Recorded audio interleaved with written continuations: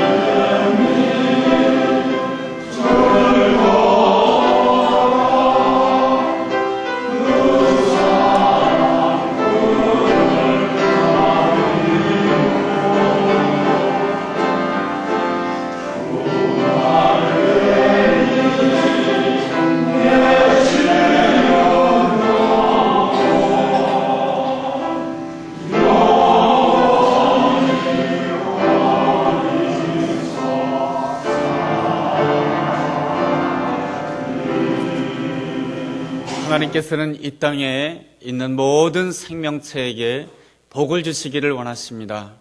그래서 오늘 본문 말씀에서도 22절 말씀에 생명체들을 향해서 하나님께서 이렇게 말씀하십니다. 생육하라, 번성하라, 온 땅에 충만하라 라고 이렇게 축복해 주십니다. 하나님께서는 이 땅을 살아가는 모든 생명체에 복을 주시기를 원하십니다.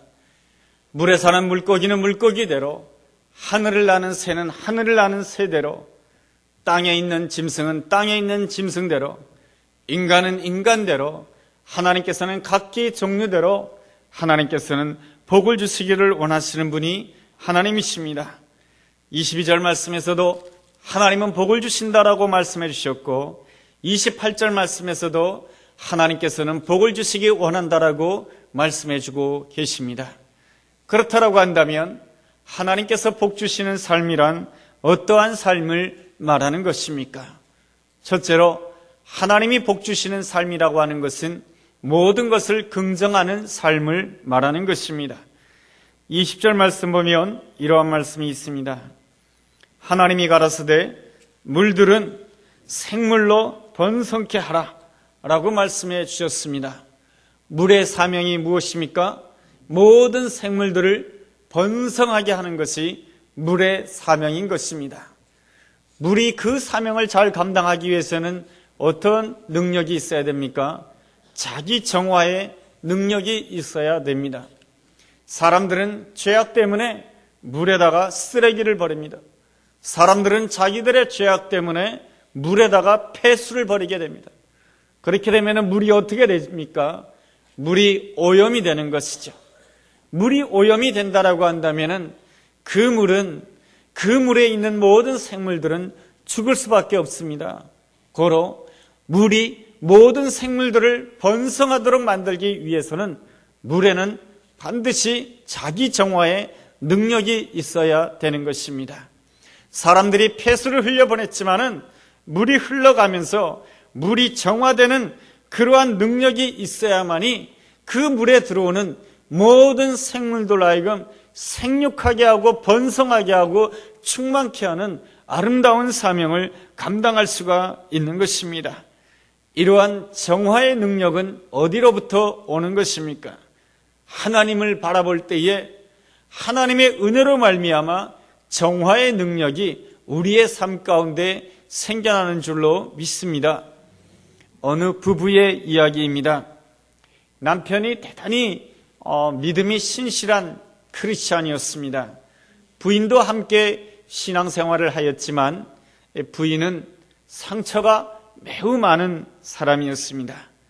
상처가 많은 사람이 남에게 상처 주는 말을 쉽게 하는 법이랍니다. 이 부인은 남편에게 자주 험한 말을 하였습니다. 그리고 남편의 사랑이 부족하다 싶으면은 남편에게 아주 막말을 하였고, 또한 남의 집에 남편과 비교하면서 남편에게 모욕감을 주었습니다. 그럼에도 불구하고 남편은 그 부인을 계속해서 용납해주고 사랑해 주었던 것입니다. 그렇게 세월이 지난 이후에 이 부인이 자기가 한 것이 잘못됐다라는 그러한 생각을 깨닫고 남편에게 이렇게 말합니다. 내가 당신에게 참 못되게 굴었지. 그런데 어떻게 당신이 나에게 화도 내지 아니하고 그리고 나에게 분노하지도 않고 어떻게 나를 그렇게 계속해서 사랑해 줄 수 있었느냐고 물어보았습니다. 그때의 남편의 대답은 이렇습니다. 당신이 나에게 해주는 말을 가지고 내가 누구인가를 생각했다라고 한다면, 당신이 나를 비판하는 말을 가지고, 당신이 나에게 모욕 주는 말을 가지고 내가 누구인가를 생각했다라고 한다면 나는 그 순간에 분노할 수밖에 없었고, 당신과 나와의 관계는 위기의 관계가 될 수밖에 없었고, 당신과 나와의 관계는 깨어질 수밖에 없었을 것입니다. 그렇지만 내가 누구인가라고 하는 그 문제는 당신이 나에게 무슨 말을 하느냐, 그걸 가지고 내가 누구인가를 생각한 것이 아니고 하나님의 말씀을 통해서 내가 누구인가를 생각했다라고 하는 것입니다. 이 남편은 참으로 균형이 있는 그리스도인인 것입니다. 하나님의 음성을 통해서 내가 누구인가를 생각했을 뿐만 아니라 사람의 말도 무시하지 않았습니다. 그러니까 하나님의 음성도 소중하게 들었거니와 내 아내의 이야기를 통해서 그 아내의 상처와 그 고통도 이해하는 마음을 가졌다라고 하는 것입니다. 이러한 모습이 바로 어떠한 모습입니까? 바로 균형 잡힌 그리스도인의 아름다운 모습인 것이죠. 이 남편은 바로 자기 정화의 능력을 가졌던 사람인 것입니다.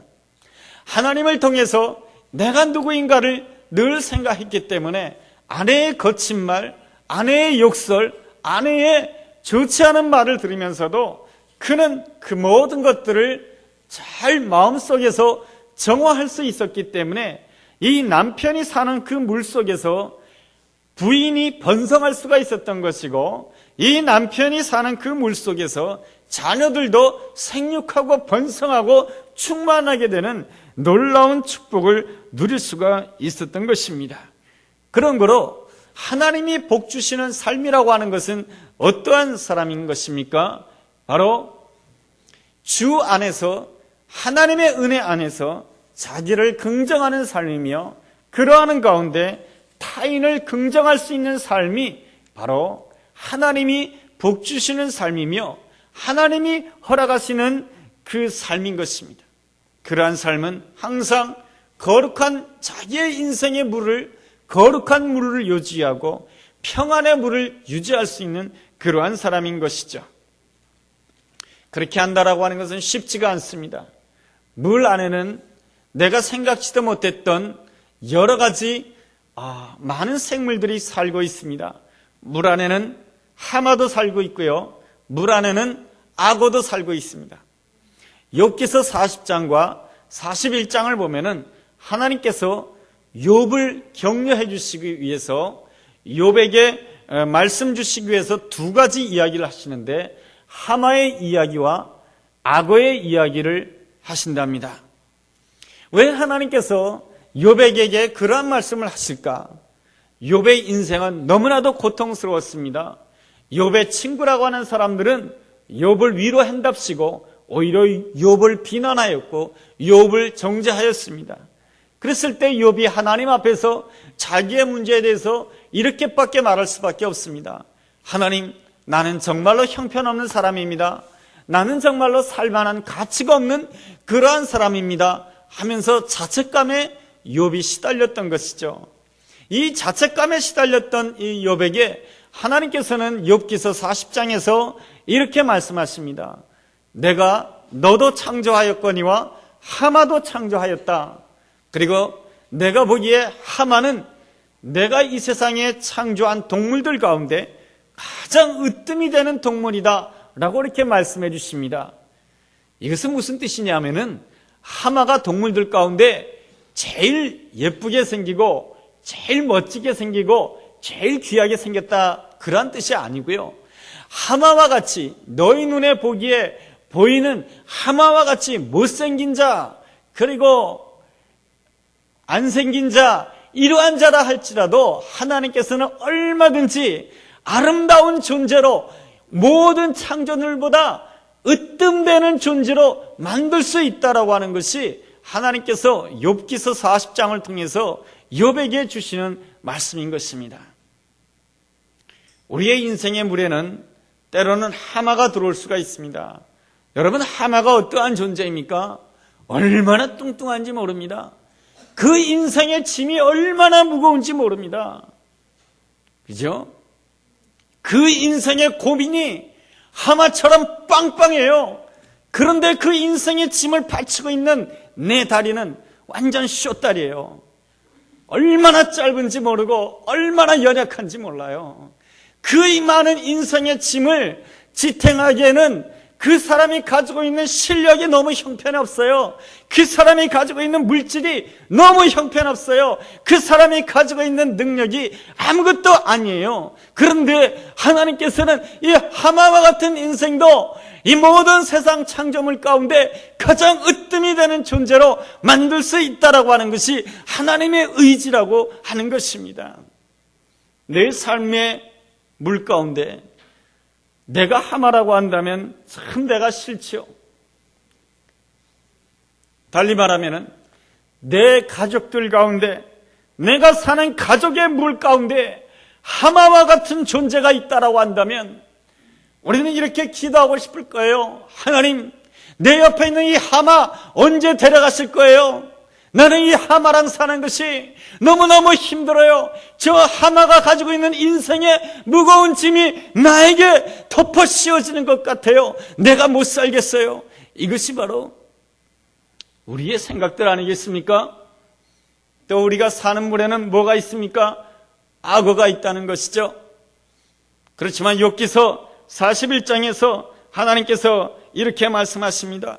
하나님께서는 아무리 높은 것이랄지라도 나는 낮게 볼 것이며 나는 어떠한 교만한 자 위에서는 왕이니라 라고 말씀해 주고 계십니다.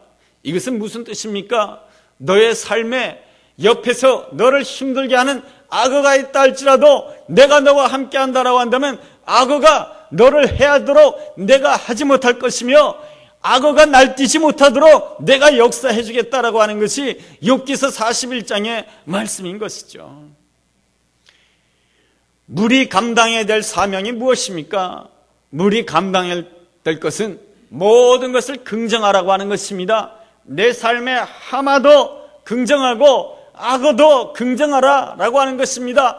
다 수용하라 이것입니다. 하나님을 믿음으로 악어도 수용하고 하마도 수용하게 된다라고 한다면 창세기 1장은 우리에게 말씀해 주고 있습니다. 하나님 보시기에 좋았더라의 역사가 일어날 것이다라고 하나님께서 약속해 주신다라고 하는 것입니다. 우리는 내 판단으로 생각하는 것이죠. 빨리 내가 사는 그 물 안에서 악어를 빼주세요. 빨리 내가 사는 물 안에서 하마를 빼주세요. 내가 힘들어요. 그러나 하나님께서는 그렇게 말씀하지 아니하십니다. 창세기 1장 20절 말씀처럼 이렇게 말씀해 주시는 것이죠. 하나님이 가라사대 물들은 생물로 번성케 하라. 물이 가져야 될 사명이 무엇인가? 생물로 번성케 하라 라고 말씀해 주십니다. 그러므로 인해서 21절에 하나님이 큰 물고기와 물에서 번성하여 움직이는 모든 생물을 그 종류대로 하나님 보시기에 좋았더라 라는 그러한 놀라운 역사로 하나님께서 우리와 함께 해주신다라고 하는 것입니다. 그러므로 우리 삶에 모든 것을 받아들일 줄 알아야 된다라고 하는 것이죠. 그러한 삶이 하나님이 복 주시는 삶이다라는 것입니다. 둘째로 하나님이 복 주시는 삶이라고 하는 것은 하나님의 섭리를 믿는 삶인 것입니다. 여섯째 날에 하나님께서는 인간을 창조하셨을 때 이렇게 창조하셨다라고 말씀해 주십니다. 26절에 보면 말이죠. 하나님이 가라사대 우리의 형상을 따라 우리의 모양대로 우리가 사람을 만들자. 하나님께서 세상 모든 만물을 만드실 때는 단순하게 말씀으로 창조하셨는데 이 창세기 1장 26절에 인간을 창조하실 때는 어떻게 창조하셨냐면은 우리의 형상을 따라 우리의 모양대로 우리가 사람을 만들자. 이게 무슨 뜻입니까? 인간이 창조할 때는 우리의 의논이 있었다라고 하는 것입니다. 하나님 우리의 의논이 있었다라고 하는 것입니다. 성부 하나님, 성자 하나님, 성령 하나님 세 분 하나님의 우리의 의논이 있어서 우리가 존재하게 되었다라고 하는 것입니다. 우리가 이 땅에 태어나고 우리가 창조될 때에는 바로 우연히 생긴 것이 아니라 하나님의 의논으로 내가 생겨졌다라고 하는 것입니다. 하나님의 계획으로 내가 상일교회 이 자리에 있다라고 하는 것입니다. 하나님의 의논으로 내가 지금 이 삶의 자리에 있다라고 하는 것입니다. 여기에는 바로 하나님의 놀라운 의논이 있는 것이고 내 생각을 넘어서는 놀라운 하나님의 계획이 있다는 것을 믿는 삶이 바로 하나님이 복 주시는 삶인 줄로 믿습니다. 성전 미문에 앉아있던 안진뱅이 40년 동안 안진뱅이였습니다. 그의 인생에 무슨 미래가 있겠습니까? 그렇지만은 하나님께서는 그를 통해서 아름다운 일을 행하셨습니다. 하나님의 능력이 얼마나 놀라운지를 나타내는 아름다운 하나님의 사람이 되도록 역사해 주셨습니다. 하나님께서 그를 창조하셨을 때에는 하나님의 의논이 있었던 것입니다. 베드로는 실패의 인생이었습니다. 밤새도록 물고기를 낚았고 밤새도록 열심히 일했지만은 자기 직업에서 실패한 사람입니다. 베드로의 직업이 무엇입니까? 어부 아니겠습니까? 자기의 직업에서 실패한 사람인 것입니다. 자기의 직업에서 아무것도 이루지 못한 사람인 것입니다. 그렇지만 그 인생 가운데 하나님의 의논이 있었던 것입니다. 주님께서 그에게 말씀하십니다. 너는 나를 따라오너라. 내가 너로 하여금 사랑 남는 어부가 되게 하리라. 주님께서는 이 베드로를 위해서 이미 베드로를 창조하실 때 놀라운 하나님의 의논이 있었던 것입니다. 내가 오늘날 아무리 못나고 내가 부족한 자리에 있다 할지라도 하나님께서 나를 창조하셨을 때는 이미 하나님의 놀라운 의논이 있었는 줄로 믿습니다. 이 사실을 믿게 될 때 그 순간부터 하나님이 허락하시는 복을 누리게 될 줄로 믿습니다. 조이스 마이어라고 하는 여성이 있습니다. 기독교 작가이며 목사님이기도 하십니다. 이분이 슬픔에서 화관을이라고 하는 그러한 책 제목을 통해서 자기의 간증을 썼습니다. 그 내용을 읽어보면 이렇습니다. 이 여인은 3살 때부터 18살 때까지 아버지로부터 성폭행을 당했다고 하는 것이죠. 거기에서 끝나는 것이 아니라 어머니는 딸이 성폭행 당하는 그 순간에도 외면했다라고 하는 것입니다. 여러분, 이러한 조이스라고 하는 여성에게 무슨 미래가 있겠습니까? 이러한 여성에게 무슨 기쁨이 있겠습니까? 그러나 이 여성은 미국의 처칠 리포터지가 선정한 미국에서 가장 영향력 있는 기독교 지도자 10명 가운데 1명으로 선정되었습니다. 내 삶의 아무리 상처가 있고 아무리 망가진 모습이 있다 할지라도 나는 누구입니까? 바로 하나님의 의인으로 만들어진 존재인 줄로 믿습니다. 이 믿음으로 날마다 고백하게 될 때에 내 삶 가운데는 하나님의 창조의 역사가 날마다 일어날 것이며 하나님 보시기에 주왔더라의 역사가 일어나게 될 줄로 믿습니다. 셋째로, 하나님이 복 주시는 삶이라고 하는 것은 하나님의 형상을 따라 사는 삶을 말하는 것입니다. 하나님께서는 우리를 창조하신 다음에 하나님의 형상을 따라 살도록 말씀하셨습니다. 하나님의 형상대로 산다라고 하는 것은 무엇인가? 26절에 보면 이런 말씀입니다. 하나님이 가라사대 우리의 형상을 따라 우리의 모양대로 우리가 사람을 만들고 그러 바다의 고기와 공중의 새와 육축과 온 땅과 땅에 기는 모든 것을 다스리게 하자.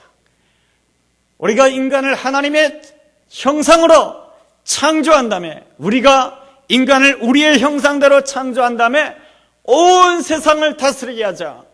바로 하나님의 형상의 가장 큰 특징이 무엇입니까? 다스림의 축복을 받는 것입니다. 다스린다라고 하는 것이 무엇입니까? 우선 지배를 받지 않는 것입니다. 우리 예수님께서는 이 땅에 사시면서 그 어떠한 것에서도 지배를 받지 아니하셨습니다. 우리 예수님은 가난하셨지만은 가난함에 지배를 받지 아니하셨습니다. 40일 동안 광야에서 굶주리셨지만은 그 굶주림에 지배를 받지 아니하셨습니다. 예수님은 성난 파도 가운데 있었지만은 성난 파도에 의해서 지배받지 아니하셨습니다.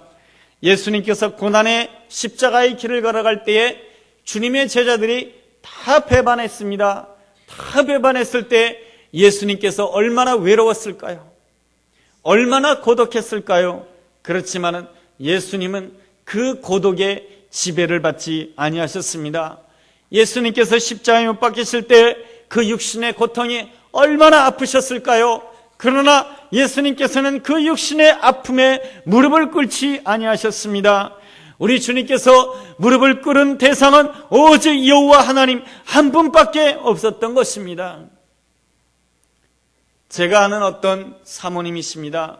목사님 사모님이신데 목사님은 지금 총신대학교 교수님이십니다. 목사님의 부인이신데 이분은 오늘날까지 전도의 사명을 감당하고 있는데요. 이분이 이화여자대학을 졸업하셨거든요. 그 이화여대를 다니실 때에 늘 전도를 하셨다라고 합니다.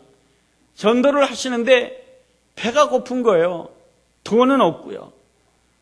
그래서 어떻게 하셨냐 하면은 물로 배를 채우고 점심 식사 시간이 전도하기가 가장 좋은 때이기 때문에 그 점심 식사 시간에 그 같은 이화여대생들에게 점심 식사를 하는 자들에게 복음을 증거했다라고 하는 것입니다. 이것이 무엇입니까?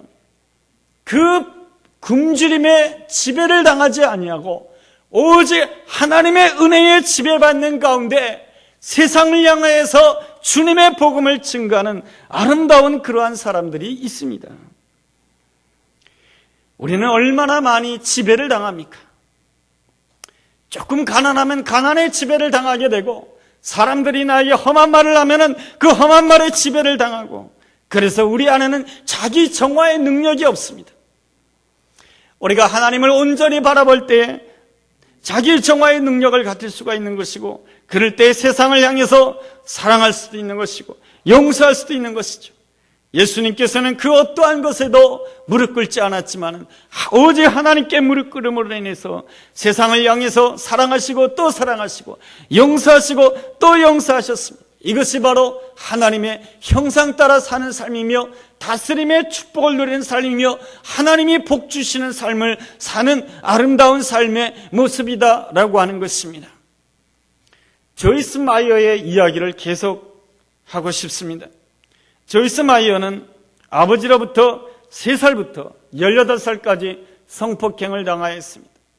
자신이 아버지로부터 성폭행을 당하고 있는데 어머니가 들어오는 소리가 들립니다. 그런데 어머니가 더 이상 들어오지를 않습니다. 그리고 모든 상황이 끝난 다음에 어머니가 집 안으로 들어오십니다. 그 조이스 마이어에게 가정이라고 하는 것은 지옥이었습니다. 그래서 18살 때에 집에서 가출하게 됩니다. 떠돌이 생활을 하다가 어떤 남자를 만나서 결혼을 하였는데 그 어떤 남자라고 하는 사람도 형편없는 사람입니다. 늘 술에 쩔어 사는 사람이고 폭력적인 남성이었습니다. 아들을 임신하였는데 21살의 아들을 임신하였는데 그 남자는 그만 어느 날 갑자기 그 조이스 마이어의 곁을 떠나버리고 말았습니다. 하는 수 없이 이혼하고 말았죠. 1살배기 아들을 데리고 있었던 조이스 마이어에게 어떤 한 남자가 찾아오게 됩니다. 그 남자가 현재 남편인 데이비드 마이어라고 하는 사람입니다. 이 데이비드 마이어는 늘 하나님께 기도했다고 합니다. 결혼을 위해서 말이죠. 하나님, 나의 결혼을 축복하여 주옵소서. 하나님, 나의 도움이 필요한 여성과 내가 결혼하기를 원합니다. 라고 이렇게 기도했다는 것이죠. 그러다가 조이스 마이어를 만나게 되고 조이스 마이어에게 청혼을 하게 되고 가정을 꾸리게 됩니다. 이 조이스 마이어는 남편 데이비드 마이어와 대화를 나눌 때에 대화를 나누다 보면 지난 날에 대해서 이야기를 하지 않겠습니까? 이 데이비드 마이어는 그 어린 시절의 형제들과의 아름다운 관계, 부모의 아름다운 관계를 말하면 이 조이스 마이어는 그게 이해가 되지 않았다라고 하는 것입니다. 조이스 마이어에게 있어서 가정이라고 하는 것은 지옥인 것이고 그리고 남자라고 하는 것은 다 나에게 상처와 아픔을 주는 존재라고 하는 것입니다. 아버지도 그렇고 첫 번째 남편도 그렇고 두 번째 남편인 이 데이비드 마이어 역시 그에게도 이 조이스는 기대하지 아니하였던 것입니다. 언젠가는 내 곁을 떠나게 될 것이다 라고 하는 그러한 생각을 가졌던 것이죠. 물론 조이스 마이어도 사랑하고 싶고 사랑받고 싶은 마음이 인간의 마음이지 않겠습니까? 그러나 불쑥불쑥 자기의 입에서 튀어나오는 말과 자기의 태도라고 하는 것은 자기가 그토록 증오했던 아버지의 모습이 자기의 입술과 자기의 행동 속에서 나오더라고 하는 것입니다. 아버지처럼 늘 타인에 대해서 지배적이었고 그리고 쉽게 혈기를 내고 늘 비판적이고 늘 부정적인 입술이었고 자기만 옳다고 생각했고 문제는 다 다른 사람에게 있다라고 생각했다는 것입니다. 그러면서도 남편에게 완벽한 사랑을 요구했다는 것이죠. 그래서 남편이 조금만 섭섭하게 한다 할지라도 남편과 더 이상 대화를 하지 않고 마음의 문을 확 닫아버린 것이죠. 그럼에도 불구하고 그 남편 데이비드 마이어는 끊임없이 이 조이스를 받아주고 사랑해주고 그를 품어주었습니다. 신실한 하나님의 사람이었던 것이죠. 하나님의 사랑을 생각하면서 그 조이스를 받아주었던 것입니다. 그 와중에 이 조이스 마이어가 그리스도 안에서 거듭남의 체험을 하게 되고 하나님을 사랑함으로 인하여서 목회자의 길을 걸어가게 됩니다. 그 목회자의 길을 걸어갈 때에 제일 힘들었던 것은 부모님과의 관계가 너무너무 힘들었다라고 하는 것이죠. 그래서 성도들에게 부모를 공경하라고 하는 설교를 할 수가 없었던 거예요. 5월이 되면 하나님께서 마음속에 음성을 들려주십니다. 내 부모를 공경하라. 공경해야죠. 하나님의 명령이니까.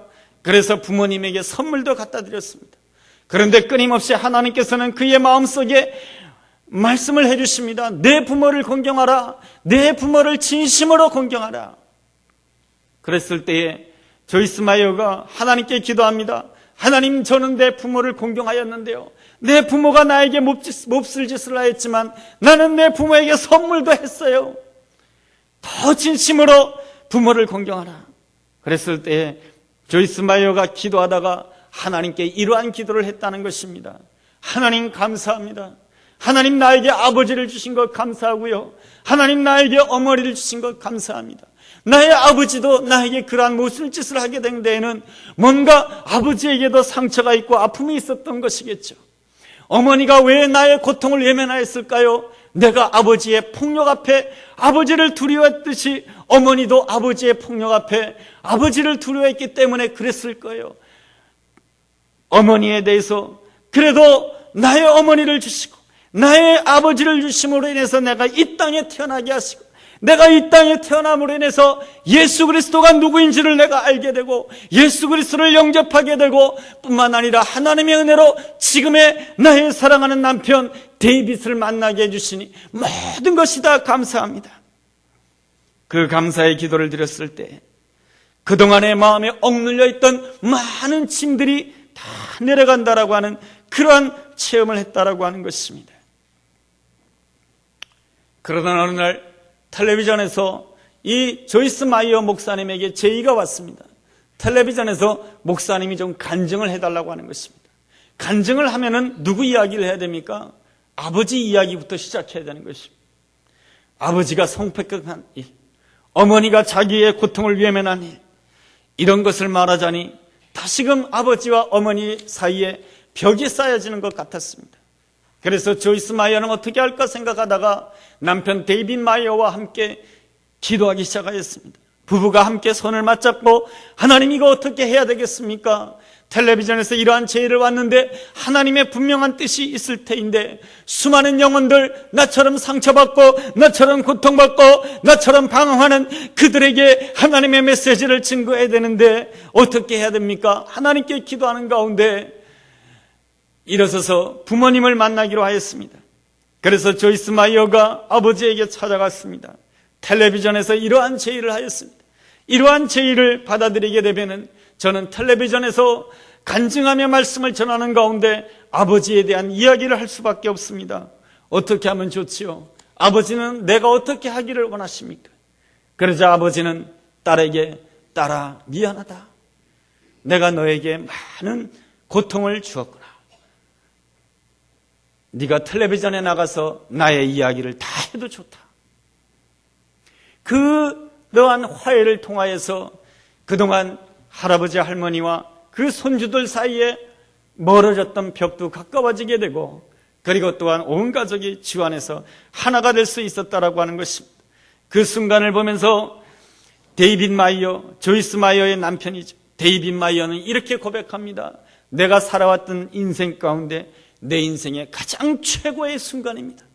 여러분들은 인생의 가장 최고의 순간이 언제입니까? 물질이 더 많이 벌어들였을 때 내 인생의 최고의 순간인 것입니까? 나의 명예가 높아졌을 때 내 인생이 최고의 순간인 것입니까? 우리의 인생의 진정한 최고의 순간은 내 안에서 하나님의 형상이 회복되고 내 가족들 가운데 있는 하나님의 형상이 회복되고 내 옆에 있는 모든 사람들의 하나님의 형상이 회복되는 아름다운 순간인 줄로 믿습니다. 이 순간을 사모하게 될 때에 하나님이 복 주시는 삶을 살 수 있게 된다라고 하는 것입니다. 하나님께서는 오늘 이 창세기 1장 말씀을 통해서 우리에게 말씀해 주시는 것이죠. 나는 너희들에게 복 주기를 원한다. 하나님께서는 누구에게 복을 주실 수가 있는 것입니까? 물처럼, 거룩한 물처럼, 생명의 물처럼, 성전에서 흘러내려오는 물처럼 말이죠. 성전에서 흘러내려오는 물을 에스겔서 47장에서 그 물은 무엇입니까? 성령의 물이지 않습니까? 성령의 물은 사람을 구분하지 않습니다. 어떠한 죄인인지 어떠한 사람인지 다 수용하는 것이 바로 성령의 물인 것이죠. 하나님께서는 오늘 창세기 말씀을 통하여서 우리에게 약속해 주고 있는 것입니다. 물처럼 너의 삶 가운데서 모든 생물들이 번성하게 하라. 악어도 번성하게 하고 하마도 번성하게 하라고 하는 것이 하나님의 뜻인 것입니다. 그 다음은 하나님 보시기에 좋았더라의 역사로 하나님이 책임져 주신다라고 하는 것입니다. 오늘 나의 삶의 모습이 하마와 같다 할지라도 못난 모습과 같다 할지라도 하나님께서는 우리를 하나하나 창조하실 때에 우연히 창조하신 것이 아니라 하나님의 의논으로, 하나님의 계획으로, 하나님의 놀라운 섭리로 나를 창조하셨다라고 하는 것입니다. 오늘 나의 삶이 아무리 망가져 있다 할지라도 나에게는 아름다운 하나님의 의논이 있는 줄로 믿습니다. 그 놀라운 사실을 고백하며 하나님 앞에 나아가게 될 때 내 안에 하나님의 형상이 회복되고, 내 안에서 하나님의 형상이 회복될 때 내 가족들에게도 하나님의 형상이 회복되고, 우리 교회에도 하나님의 하나님의 형상이 회복됨으로 인하여서 우리는 이 순간이야말로 내 인생의 최고의 순간입니다. 이러한 고백이 우리의 삶 가운데도 일어나게 되기를 주의 이름으로 축원합니다. 기도하겠습니다. 하나님 아버지, 저의 부족함에도 불구하고 하나님은 저를 향해서 하나님 보시기에 좋다라고 말씀해 주시며 나를 받아주시고 나를 긍정해 주셨습니다. 나도 생명의 물처럼 내 옆에 있는 그 모든 것들을 다 받아주고 긍정하는 가운데 하나님의 계획과 하나님의 뜻을 이루는, 하나님의 형상으로 하나님께 영광 돌리는 복된 하나님의 사람 되게 하여 주옵소서. 예수님의 이름으로 기도했습니다. 아멘.